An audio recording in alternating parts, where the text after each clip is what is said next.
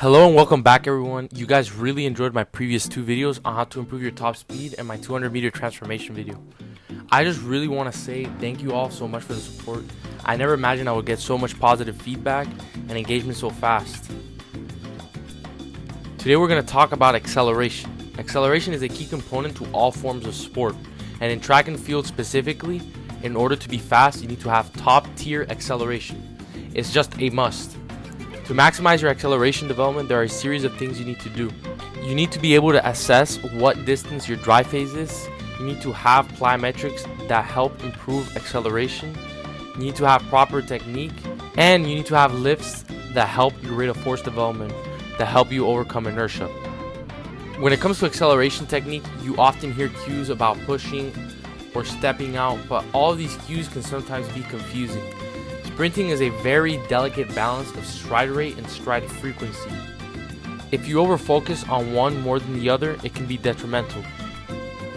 Getting a powerful start should be seen more as getting your body in the correct biomechanical positions to accelerate.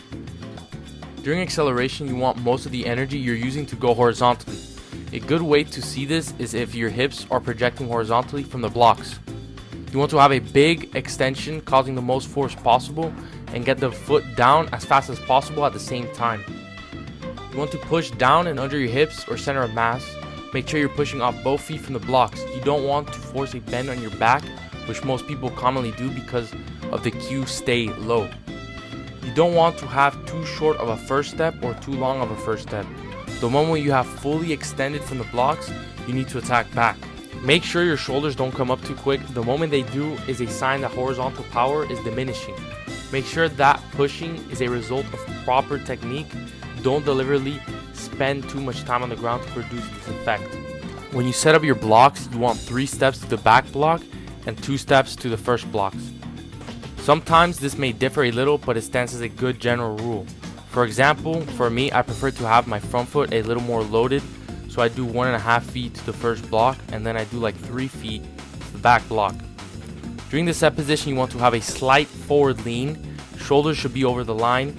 Hips should be higher than the shoulders. You want to make sure your whole foot is on the pad so you don't step back to go forward, having your heel collapse. Finally, you want to listen for the gun and clear your mind and react. Make sure you have a powerful and open arm swing coming out of the blocks. A pro sprinter's dry phase may last around 30 plus meters, but for more novice sprinters, it's much less. Typically 10 to 15 meters. A mistake I made early in my sprinting career was not focusing on those shorter distances like 10 and 15 meters and just skipping to the higher acceleration distances. Taking your time to develop your first few meters goes a long way to set up yourself to run a good time.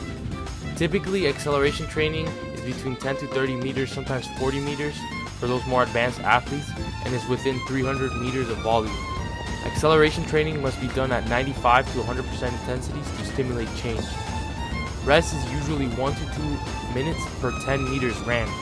More advanced sprinters usually require longer recovery times since they run faster and is more taxing on the body.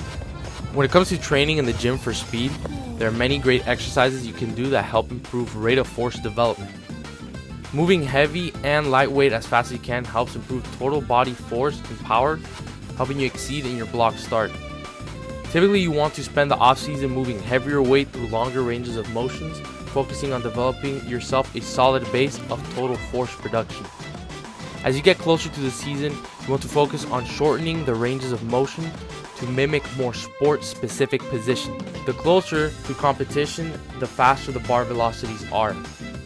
Some great exercises to develop overall body power and rapid hip extension are power cleans. A common mistake people make is squatting all the way to the ground, and they call that a power clean when they're actually performing a full clean. A power clean is when you catch the weight in a quarter squat position. Power cleans are more sport specific due to the fact that the shorter range of motion requires your body to exert a higher amount of force in a shorter amount of time. This doesn't mean full cleans aren't good, but they would typically be something you do further away from competition. Another great Olympic lift that is amazing at developing power through rapid hip extension is the power snatch. Another form of weight training that is very specific to sprinting and arguably the most specific form of weight training you can do for sprinters is resisted sprint training. There are many forms of adding resistance to your sprints, but the most common form is sleds. When performing sled sprints, make sure the loads are between 20 and 10% of your body weight to elicit the most transfer to sprint performance. In certain cases, doing heavy sled marches or sled pushes could be beneficial to those who struggle with total force production, or if you are looking to expand your total force production in the off season. Here is a list of good exercises you can incorporate into your program: box squats, split stance squats, quarter pin squats, quarter split stance pin squats, power cleans, power snatches, clean and jerks, single leg press, reverse leg press, and hex bar deadlift jump. Something that you can do to better transfer the stuff you do in the gym to the track is contrast training. This is when you do a heavier slow movement followed by a faster plyometric. An example of this would be doing a barbell squat followed by tuck jumps or box jumps. When scheduling gym sessions, you want to do them after a sprint workout, not before. Doing a gym session before a sprint session will lead to worse sprint performance. We're sprinters, not weightlifters, so prioritizing sprinting is our #1 goal. You want to come into sprint sessions fresh and ready to go, not fatigued from the gym. When it comes to using plyometrics to improve acceleration, some great exercises you can use to develop your acceleration are bounds, single leg bounds, broad jumps, and single leg broad jumps. A study that analyzed 2,815 other studies showed acceleration performance correlated moderately with standing long jumps, also known as broad jumps, single leg standing long jump, and largely with multiple jump distances like single leg bounds or regular bounds. The findings indicate that horizontal jumps have a moderate to very large association with acceleration performance.